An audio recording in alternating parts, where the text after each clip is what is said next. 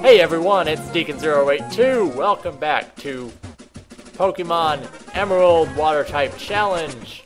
We're on our way back to Petalburg City to take on the 5th gym, and I thoroughly expect this to be the most difficult gym because we're kind of under-leveled and there are just some brutally strong Pokemon. So,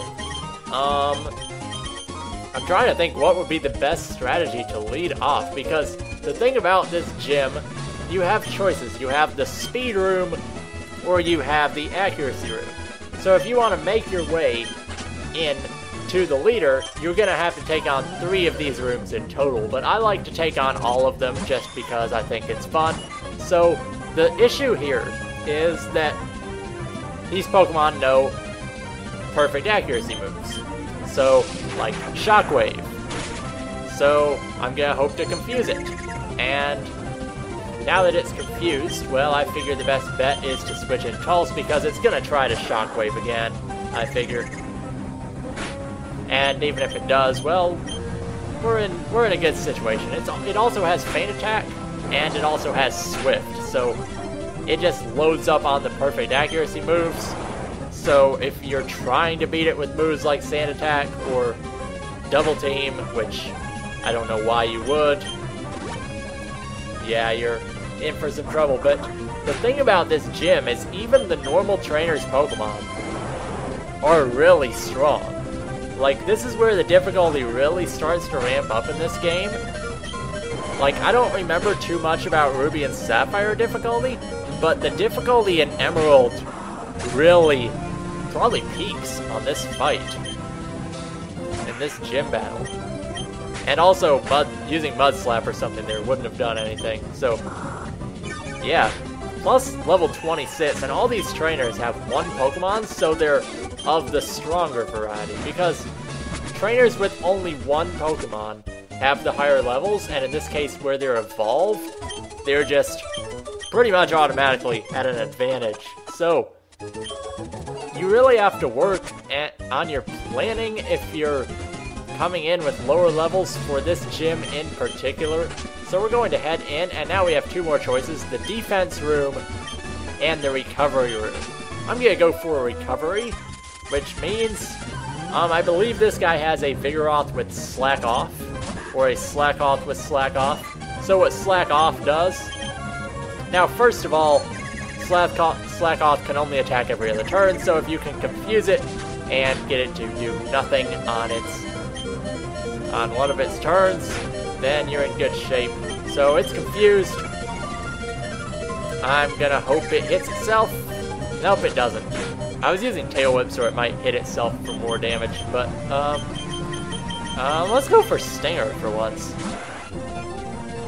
Now, you can really kind of just annoy some of the Pokemon in here. Because, like, if you have Protect, for example, you can't lose. Because literally you can Protect every turn he tries to attack. So, it makes it so he can't possibly do anything to you. But with, like, the healing they do in this room, you can sometimes get in situations where you want to have him confused, so I'm going to try to confuse him again so he can't heal. Like, that's really good, because that was his attacking turn. And he couldn't do anything. And in addition to healing, he has a Citrus Berry. So, this is going to be his attacking turn, and he snaps out. Oh, counter. Boy, that's strong. Yeah, the good thing, though, is moves like Supersonic that are inaccurate, you have 2 chances. Because, of course, he doesn't do anything on half his turns, but we're getting dominated by a Slack Off here, so I'm gonna send in Muchacho. I would like to flinch him on his other turn, but doesn't matter. Speaking of recovery room, this is just unfair at this point. What is Nature Power in buildings? Swift again? Okay. So he's loafing around. They healed on his attacking turn, which is not the right way to deal with Slack Off, but you didn't have a choice there. Okay, that was really difficult because just the almost constant string of healing there, and the fact that he had like 3 different ways to heal means you either have to do a lot of damage or you have to prevent him from healing. So that can be a really difficult room. So I'm going to do all of these rooms just to show, like, talk about like different strategies for each room. So that was the recovery room. This room is the one-hit KO room. And this is a tough room because they have one-hit KO moves. So the thing to know is if you're higher level, then you don't have to worry about that at all. Now, one thing you can do against one-hit KO moves is just be higher level, then you don't have to worry about it at all. But, yeah. Also, one-hit KO might just mean he's gonna use really powerful moves and hope to kill you in one hit. That might possibly be what it means. Like slash, focus energy plus slash, for example. If it criticals, you're basically dead because it's going to do so much damage in one turn that you're gonna have trouble doing anything. So now, Supersonic, if we can get a Supersonic off, well, we have like 3 Pokemon that can use Supersonic, so can we get a Supersonic off? Nope, of course not. So yeah, now we have to do this the good old-fashioned way after completely failing there. And also, because this is a cool trainer, they're going to be able to heal. So I'm going to try to get Growls off to lower its attack. Of course, a critical completely ignores that, so yeah, so our whole team's like dying. This is fantastic, but now we just have to hope we don't get a critical, and we can take this thing out slowly and steadily with rollout, as long as it doesn't critical. Hey, we get the critical, that's nice. So, that room's just bad. They're all bad, to be honest.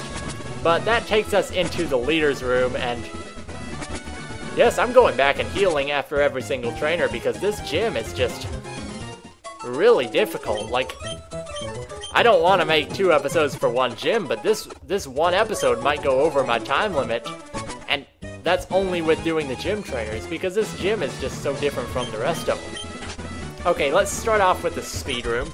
We're going from the left side here. So this guy is going to have really fast Pokemon. His Pokemon is a Swellow that's going to be basically faster than anything you have. So I'm going to try to confuse it. And that was a misclick. So I guess I'm trying to confuse it again. So now I'll use Horn Attack, and well, this is working pretty well. He snaps out of confusion, so he's gonna kill us. Ariel's just our like starter and death fodder at this point. You don't want to send in Muchacho here, so I'm just gonna Supersonic, because why not? Although it's not working, so yeah, it works well when it hits, but the thing is, I want to do enough damage in one turn where it avoids the Super Potion, so I need it to hurt itself. And it's not going to happen, so yeah, we get a Hyper Potion after every single trainer, because we can't damage them quite fast enough. So yeah, this is a tough gym. Yeah, the old rollout strats here.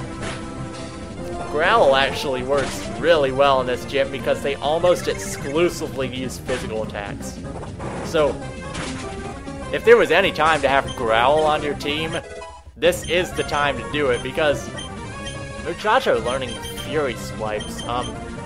Normally I would teach that over Growl at this point, but I'm just going to ignore Fury Swipes because we may need Growl for some of these. Once again, going back and healing. This is just a gauntlet gym, and it's really difficult, so I'm just gonna hope that, I mean, honestly, we'll probably die on Norman, like, 3 times.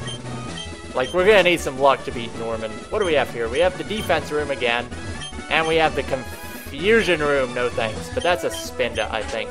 So, for the defense room, the easiest way to deal with Pokemon with high defense is to use special attacks. And Wigglytuff is not really a Pokemon with high defense, it's just really bulky in terms of HP.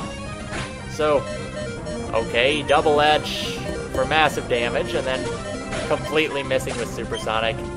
I am neglecting Aerial so much right now. I apologize.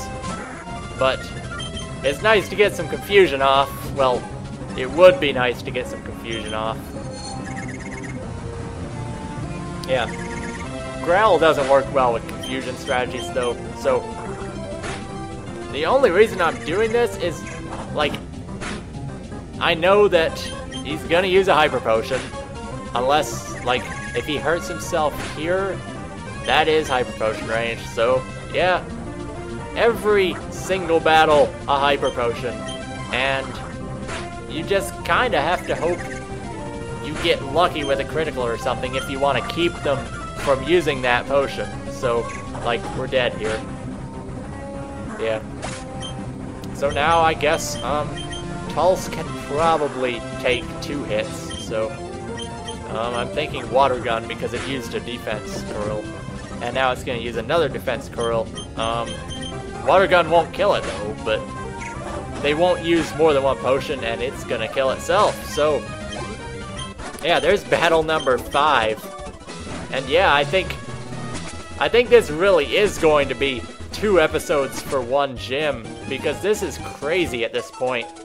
We still have 2 rooms to go, and this is getting kind of long already, so because I have no idea how long Norman will take, I'm just going to kind of wing it and see if we can take out 1 more room, and then I'll break this episode. We're going to start with the confusion room. This guy will have a Spinda that will totally spam Teeter Dance, so I'm going to try to confuse it first. Oh, Dizzy Punch, and it confuses. Perfect.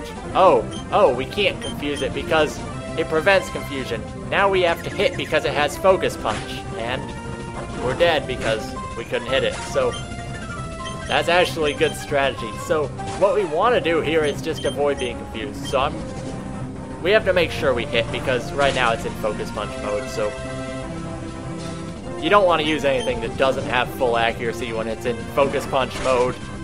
It'll probably just keep using Focus Punch forever. But now it's going to heal again. And yeah, it's in Focus Punch mode, so you don't want to get like locked into rollout and have a rollout miss, because then you're just going to take a lot of damage. So this is probably the first room where I don't have to go back and heal afterwards. So who's out front? Because I forget what the final room is. Blue Bunny, we'll go for it. Final room is the strength room, and it is overwhelming attack power room. So the way to deal with overwhelming attack power, and this guy is another slashed critical guy, so I mean, you could go with like tail whips or something, but I'm just going to go with the rollout strategy because he's going to try to Swords Dance and then do a ton of damage, like Swords Dance plus slash. I don't think a tail whip would really be that helpful, but you need something that's going to be able to take an attack or 2 from this thing. So also you don't want it to Hyper Potion because that's another issue. So something like a Mud Slap is really helpful here because you can lower its accuracy and potentially do small enough amounts of damage, but not working too well. So at this point, Growl doesn't really help because he's got so many boosts already. And he's gonna heal if we do any amount of damage. This may be the end of the road for us because we're in a really bad situation. I'm going to try to confuse it, but it's faster than us, so we may need a little bit more training because this Zangoose can rip through our whole team. So I think I'm going to stop here for now and maybe do a little bit more training before we take on that final room and the gym leader, because that did not end too well. So next time on Pokemon Emerald Water Type Challenge, we'll be finishing up the Petalburg Gym after I do a little bit of training off screen. So this has been Deacon082, and I will see you guys next time.